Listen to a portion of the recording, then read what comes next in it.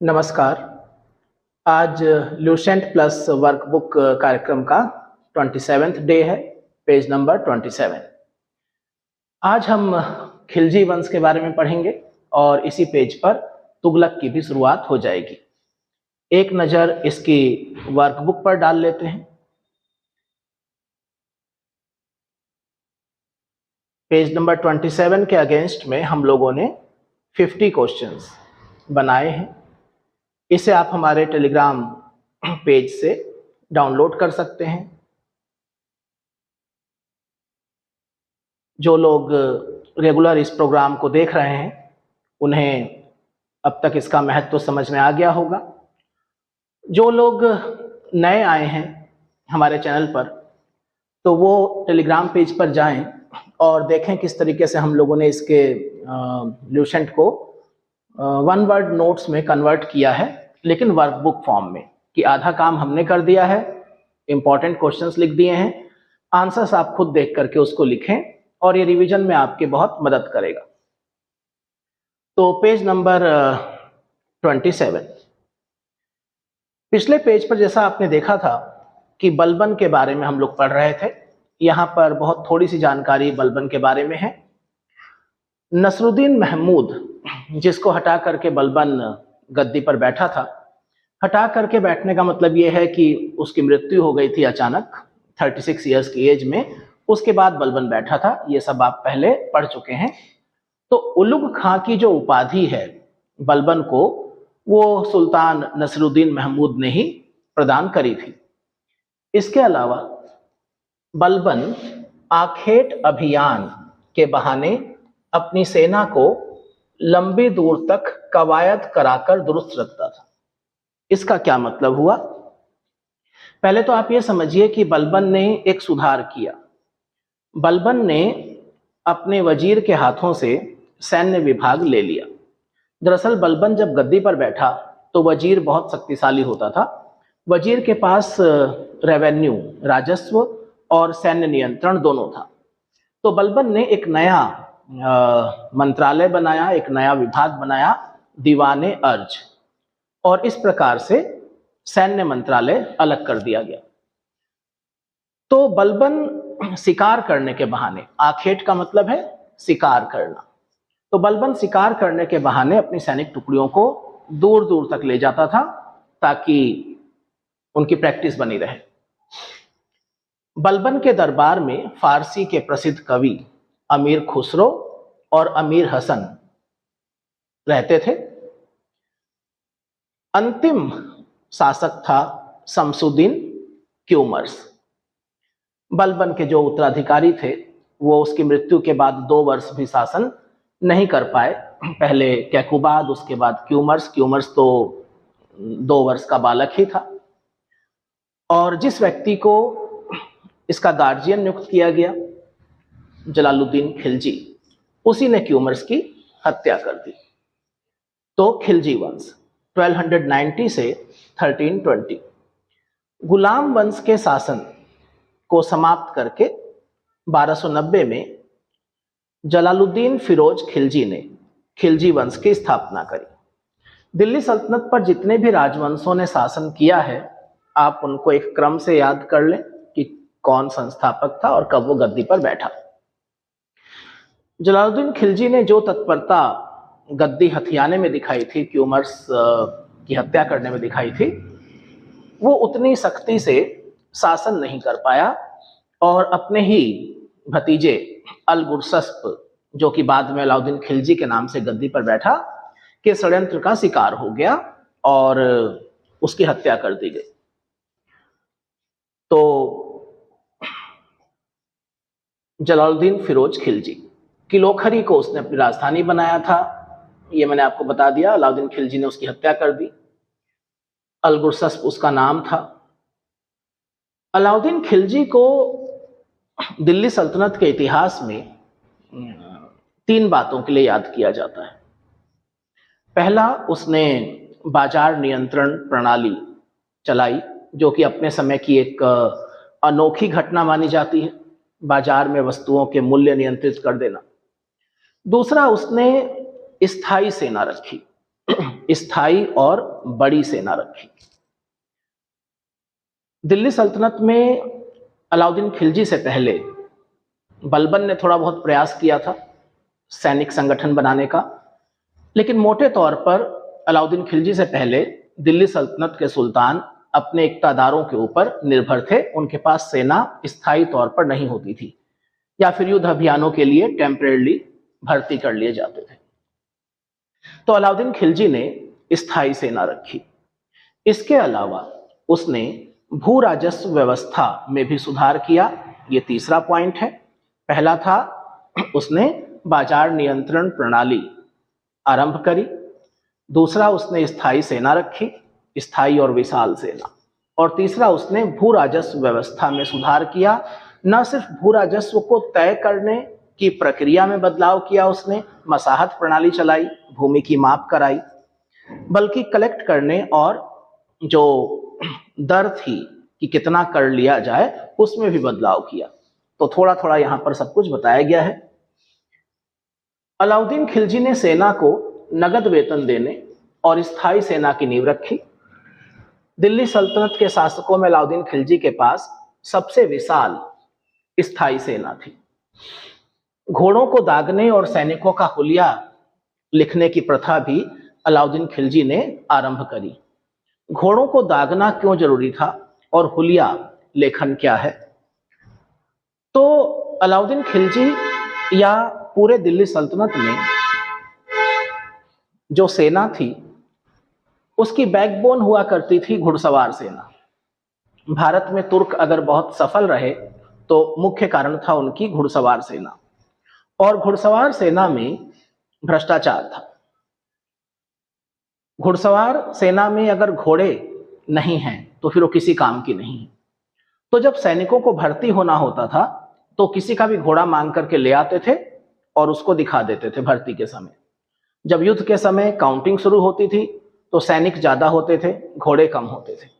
तो इस तरह के भ्रष्टाचार को रोकने के लिए उसने घोड़ों को दागने की प्रथा आरंभ करी, जिससे कि पहचान हो सके कि कौन सा घोड़ा किसका है और सेना के पास कितने घोड़े हैं।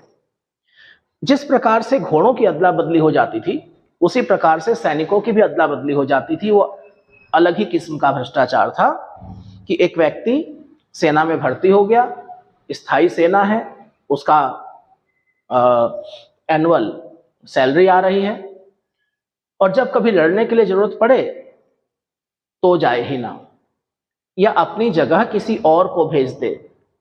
दास उपलब्ध थे उस जमाने में और इतने सस्ते दास उपलब्ध थे कि एक सैनिक भी दास रख लेता था। तो इस तरह की गड़बड़ियों को रोकने के लिए दाग और चेहरा प्रणाली या हुलिया प्रणाली आरंभ हुई। अलाउद्दीन खिलजी ने भू राजस्व की दर को बढ़ाकर उपज का आधा कर दिया। भारत में लगभग 1/6 प्रचलन में था।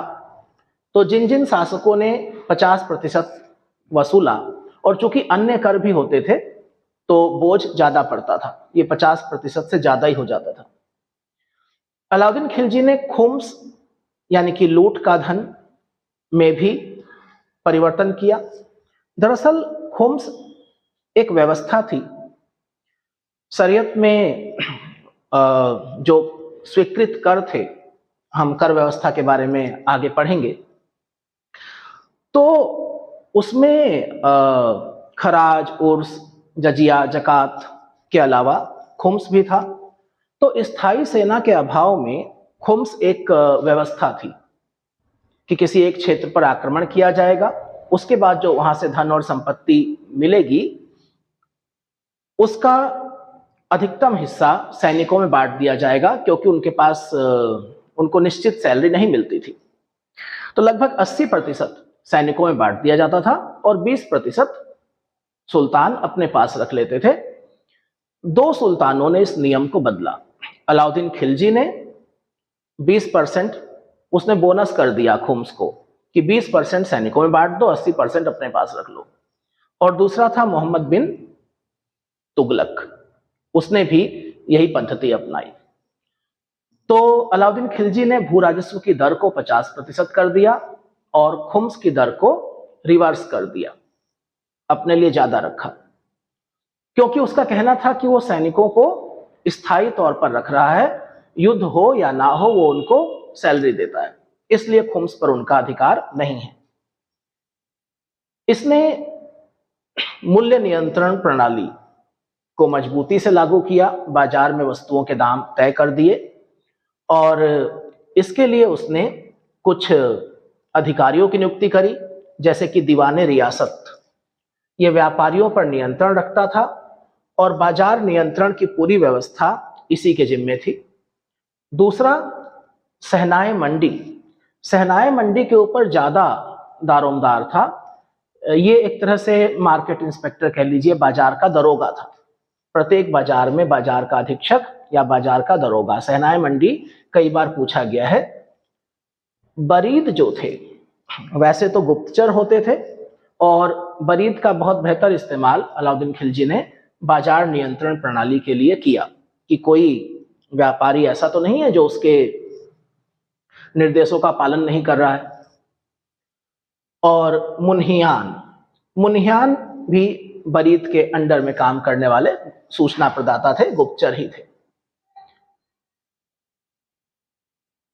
अलाउद्दीन ने अपनी बाजार नियंत्रण प्रणाली में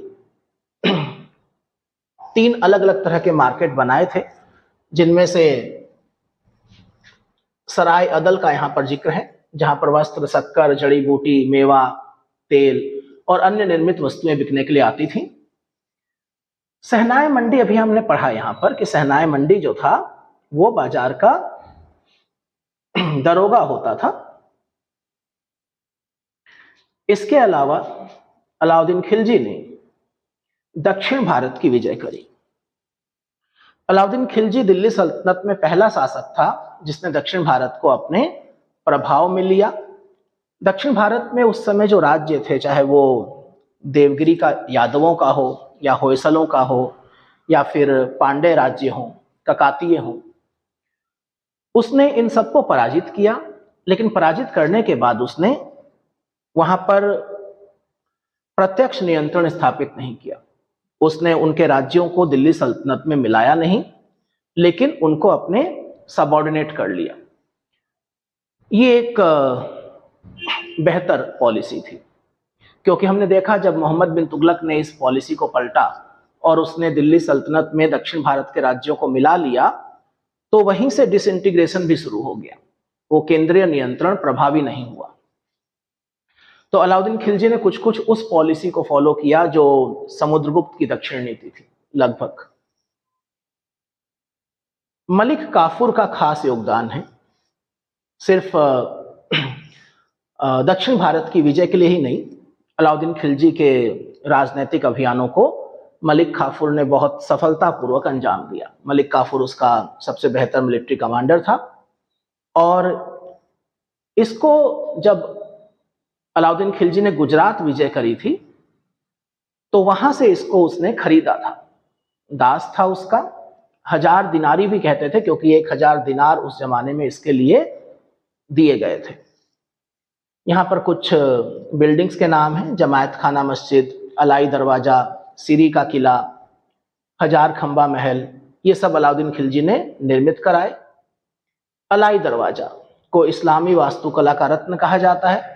प्रारंभिक परीक्षा में जो प्रश्न आया है अलाई दरवाजे से, वो ये कि दिल्ली सल्तनत की किस इमारत में सबसे पहले आर्क, रियल आर्क का प्रयोग हुआ है, तो अलाई दरवाजा। अब देखिए, यहां पर एक जानकारी है जिससे सहमत होना जरा मुश्किल लग रहा है, कि दैवीय अधिकार के सिद्धांत को अलाउद्दीन ने चलाया था। इससे सहमत होना मुश्किल है। मुश्किल इसलिए है कि ऐसा नहीं है कि दैवीय सिद्धांत में सल्तनत के शासकों की आस्था नहीं थी, लेकिन अलाउद्दीन खिलजी का जो राजत्व सिद्धांत था उसका आधार सेना थी, न कि कोई दैवीय तत्व। तो अलाउद्दीन खिलजी, अगर प्रश्न आ जाए कि अलाउद्दीन खिलजी के राजत्व का आधार क्या था, सेना। अलाउद्दीन खिलजी ने कुछ असंभव से लगने वाले विचार भी अपने अधिकारियों के सामने रखे। बस अलाउद्दीन खिलजी में बेहतर बात यह थी हम आगे चल के पढ़ेंगे मोहम्मद बिन तुगलक को, वो भी कुछ असंभव सी चीजें सोचा करता था। लेकिन दोनों में एक अंतर ये था कि अलाउद्दीन खिलजी अपने अधिकारियों के साथ बातचीत करता था, अपनी योजनाओं को उनके सामने रखता था, और जब उसको लगता था कि योजनाएं व्यवहारिक नहीं है तो वापस ले लेता था। मोहम्मद बिन तुगलक नहीं सुनता था, वो सीधे योजनाओं को लागू करवाता था, फिर जब वो असफल हो जाती थी तो उनको वापस लेता था। तो सिकंदर सानी की जो उपाधि है ऐसी ही एक योजना से संबंधित है। जब अलाउद्दीन खिलजी अपने कमांडर्स को बोलता है कि वो विश्व विजय करना चाहता है, सिकंदर बनना चाहता है वो, और उसके अधिकारी उसको समझाते हैं कि अभी तो भारत की विजय ही शेष है, पूर्ण नियंत्रण नहीं है, और अलाउद्दीन के पास उतने वफादार अधिकारी भी नहीं है जो उसके लंबे समय तक राजधानी से दूर रहने पर विद्रोह ना करें। तो अलाउद्दीन खिलजी उस योजना को टाल देता है, और फिर भी वो सिकंदर सानी या दूसरा सिकंदर की उपाधि ले लेता है, अपने सिक्कों पर उसको अंकित करवाता है। इसके अलावा अलाउद्दीन खिलजी एक और ऐसा ही विवादास्पद प्रश्न अपने अधिकारियों के सामने रखता है। इस बार उलेमाओं की परीक्षा होती है। वो अपने उलेमाओं को कहता है कि वो एक नया धर्म चलाना चाहता है, और उसके उलेमा निडरता से उसको जवाब देते हैं कि ये संभव नहीं है। ऐसा तो हुआ है इतिहास में कि खलीफाओं ने या धर्म चलाने वालों ने राज्य चलाए हों, लेकिन किसी राजा ने धर्म चलाया हो। तो अलाउद्दीन खिलजी उस योजना को भी छोड़ देता है। कुछ जानकारियां यहां पर हैं, कुछ अतिरिक्त मैं आपको दे रहा हूं, फिर भी मैं कोशिश कर रहा हूं कि ज्यादा इससे बाहर ना जाऊं। डिटेल हिस्ट्री, चाहे वो सिंधु घाटी सभ्यता की हो या दिल्ली सल्तनत की हो, तो बहुत जल्दी एक सीरीज आपको इतिहास के ऊपर मिलने वाली है जो उन लोगों के लिए बहुत फायदेमंद होगी जो यूपीएससी ऑप्शनल सब्जेक्ट हिस्ट्री रखना चाहते हैं, नंबर 2 जो नेट की तैयारी कर रहे हैं, और प्रत्येक वो छात्र जो बीए या एमए में है और हिस्ट्री का स्टूडेंट है और हिस्ट्री को बहुत अच्छे से समझना चाहता है। तो वहां पर हम लोग विस्तार से इतिहास को पढ़ेंगे। यहाँ पर प्रीलिम्स के हिसाब से और प्रीलिम्स में भी हम थोड़ा फोकस्ड हैं कि ल्यूसेंट में क्या जानकारी दी गई है। यहाँ पर देखिए, सिकंदर सानी के बाद एक नाम है मलिक याकूब, जिससे अलाउद्दीन खिलजी ने दीवाने रियासत नियुक्त किया था। अभी हमने देखा दीवाने रियासत कौन होता था, बाजार नियंत्रण प्रणाली इसी की जिम्मेदारी थी। इसके अलावा इस बाजार नियंत्रण प्रणाली में एक अधिकारी और है, परवाना नवीस, जो परमिट जारी करता था, एक प्रकार का लाइसेंस जारी करता था बाजार नियंत्रण प्रणाली के लिए। यहां पर अमीर खुसरो का जिक्र है एक ब्लॉक में। अमीर खुसरो जिन्होंने आप देखिए बलबन से लेकर मोहम्मद तुगलक तक दिल्ली सल्तनत के 7 या 8 शासकों के दरबार में रहे ये, और अलाउद्दीन खिलजी के दरबार में इनका बहुत महत्व था। तूतीय हिंद कहा जाता है इन्हें, भारत का तोता। तारीफ करी इतनी इन्होंने अपनी किताबों में हिंदुस्तान की, इसलिए तूतीय हिंद। सितार और तबले के आविष्कार का श्रेय भी अमीर खुसरो को ही दिया जाता है। यहां पर थोड़ा सा विवाद भी है। कव्वाली गायन को प्रचलित किया इन्होंने। कई आधुनिक राग, तिलक, साजगिरी, सरपादा, हिंदी खड़ी बोली का जनक भी कहा जाता है। और 5 या 6 किताबों से लोग परिचित हैं जो परीक्षाओं में पूछ ली जाती हैं, चाहे वो नूह सिपहर हो या फिर देवल रानी खिज्र खां की कहानी हो, तो खजाइनुल फुतुह हो। अमीर खुसरो की किताबों को आप देख लीजिए, जो भी 5-6 किताबें आपको मिल जाएं, कोई 7वीं मिल जाए तो उसको भी देख सकते हैं। अलाउद्दीन खिलजी की आर्थिक नीति की जो जानकारी है वो जियाउद्दीन बर्नी की तारीख फिरोजशाही से डिटेल में मिलती है। दरअसल 2 लोग, एक तो जियाउद्दीन बर्नी और दूसरे अमीर खुसरो, जो अलाउद्दीन खिलजी की बाजार नियंत्रण प्रणाली पर प्रकाश डालते हैं, लेकिन बिल्कुल डिफरेंट मैनर में। जहां अमीर खुसरो बाजार नियंत्रण प्रणाली को जनहित से प्रेरित बताते हैं कि अलाउद्दीन खिलजी तो लोगों का भला करना चाहता था, उनको सस्ती कीमत पर चीजें उपलब्ध कराना चाहता था। इसीलिए उसने पूरी दिल्ली सल्तनत में इस बाजार नियंत्रण प्रणाली को लागू कर दिया। वहीं जियाउद्दीन बर्नी का जो दृष्टिकोण है वो इतिहासकार का है। अमीर खुसरो देखिए इतिहासकार नहीं है, वो कवि हैं, लेखक हैं और ऊपर से दरबारी हैं, तो उनकी अपनी समस्या है। लेकिन बर्नी जो है वो इतिहासकार की दृष्टि से देख रहा है और वो बताता है कि अलाउद्दीन खिलजी की जो बाजार नियंत्रण प्रणाली है उसके मूल में कहीं ना कहीं उसकी विशाल सेना है, स्थायी सेना है, उसके ज्यादा खर्चे हैं, तो सैनिक आवश्यकताओं के लिए वो बाजार नियंत्रण प्रणाली को लागू कर रहा है और इसीलिए उसका जो क्षेत्र है वो सिर्फ दिल्ली है, ना कि पूरी दिल्ली सल्तनत। यहाँ कुछ और किताबों के नाम हैं, जैसे कि खजाइनुल फुतूह तो मैंने बताया अमीर खुसरो, रहला इब्न बतूता की कृति है। इब्न बतूता हालांकि मोहम्मद बिन तुगलक के समय में आएगा, मोरक्को का फेमस ट्रेवलर, और फुतुह सलातीन जो कि इसामी की कृति है। दिल्ली सल्तनत से किताबें पूछने का ट्रेंड है और गिनती के 8 महत्वपूर्ण लेखक हैं जिनके बारे में मैं आपको इसका अंत होते होते बता दूंगा, यानी कि जब दिल्ली सल्तनत का लास्ट पेज आएगा यहाँ पर लगभग उन 8 लेखकों के इर्द गिर्द पेपर घूम रहा है। मूल्य नियंत्रण को सफल बनाने में मुहत्सिब और नाजिर की महत्वपूर्ण भूमिका थी, ये 2 जानकारियां हैं। मुहत्सिब देखिए, वैसे तो यहां पर लिखा है सेंसर। मुहत्सिब एक ऐसा अधिकारी होता था जिसका काम था ये देखना कि लोग शरीयत के अनुसार अपना जीवन यापन कर रहे हैं या नहीं, इस्लामिक कानूनों को मान रहे हैं या नहीं। अलाउद्दीन खिलजी ने उसे बाजार नियंत्रण में अतिरिक्त जिम्मेदारी दे दी कि इसको भी देखो। और नाजिर जो नाप तौल अधिकारी था कि बाजार में वस्तुओं के दाम तय कर दिए गए हैं, तो ऐसा तो नहीं कि लोग कम तौल रहे हों।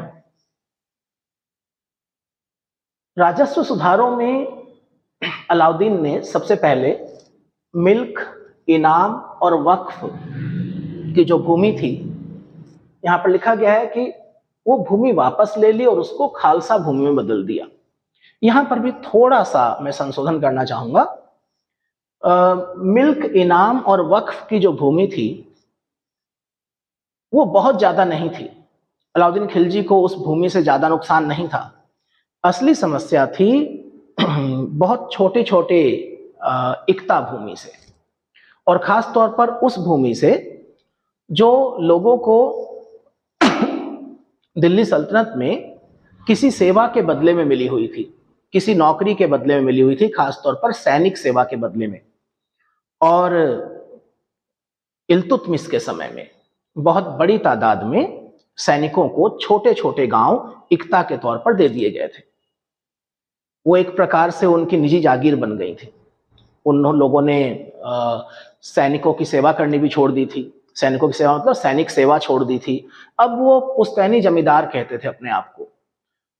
बलबन ने सबसे पहले प्रयास किया था उनको विघटित कर देने का, लेकिन नहीं कर पाया था।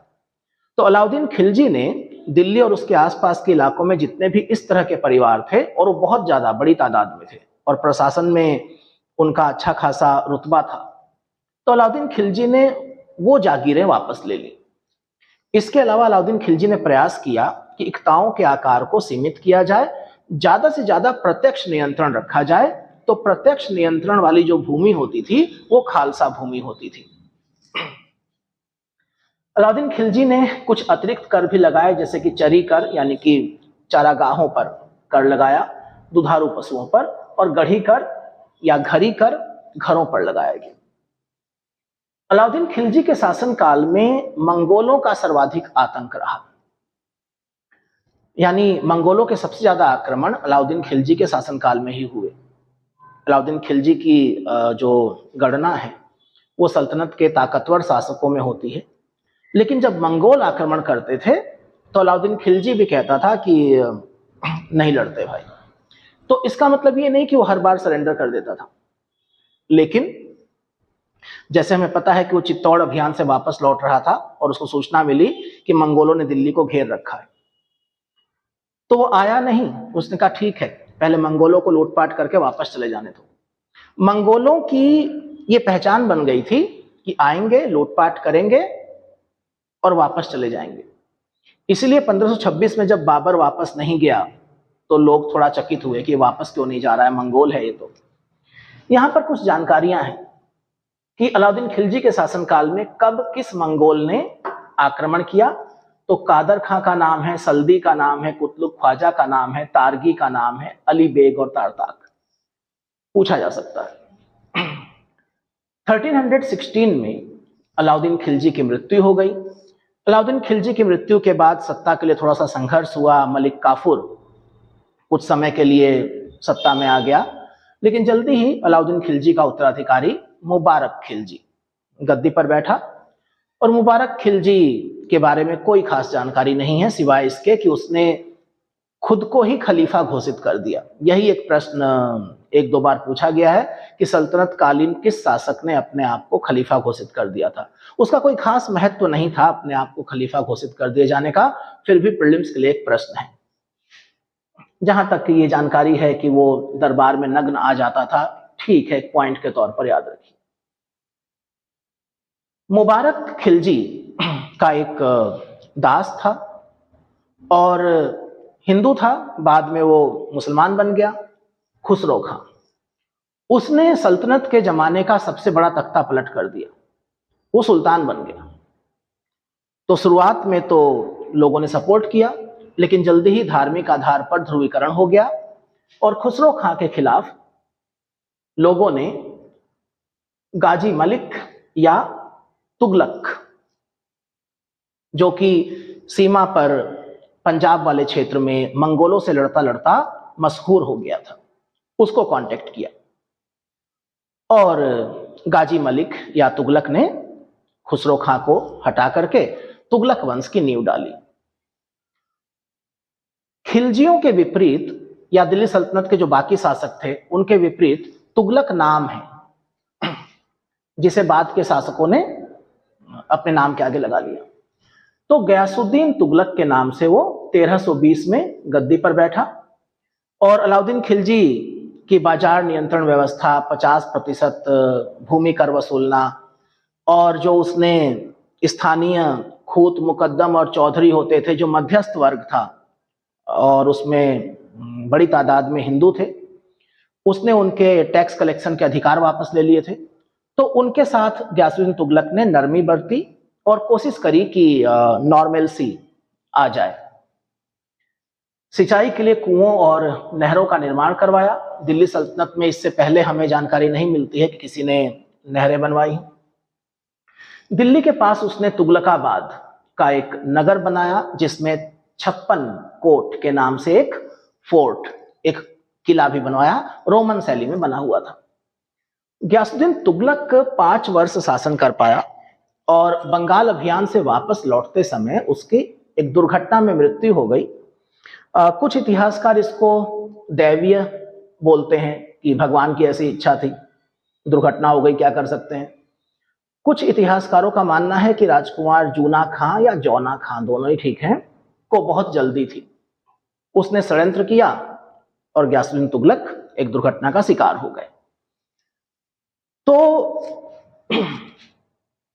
इसके बाद जूना खां मोहम्मद बिन तुगलक के नाम से 1325 में दिल्ली के सिंहासन पर बैठे। दिल्ली सल्तनत का सबसे प्रसिद्ध, सबसे बदनाम, सबसे बुद्धिमान, तो विरोधाभासों का मिश्रण, जितनी कलम इतिहासकारों ने मोहम्मद बिन तुगलक के ऊपर चलाई है वो चरित्र ही ऐसा है, उतनी शायद ही किसी और के ऊपर चलाई हो। तो अगली क्लास में हम मोहम्मद बिन तुगलक के बारे में पढ़ेंगे। यहाँ एक ब्लॉक में देखिए उसकी उन योजनाओं के बारे में जानकारी दी गई है जिनकी वजह से वो इतना प्रसिद्ध हुआ या बदनाम हुआ। ये निर्णय मैं आपके ऊपर छोड़ देता हूं। दोआब क्षेत्र में कर वृद्धि, राजधानी परिवर्तन, सांकेतिक मुद्रा का प्रचलन, खुरासान एवं कराचिल का अभियान, ये क्या है इसको हम अगली क्लास में पढ़ेंगे। आप इसको लेक्चर को सुनिए ध्यान से, वर्कबुक को डाउनलोड कीजिए टेलीग्राम चैनल से और इसको भरिए और फिर ब्लैंक वर्कबुक निकाल करके प्रैक्टिस के लिए इसका इस्तेमाल करिए।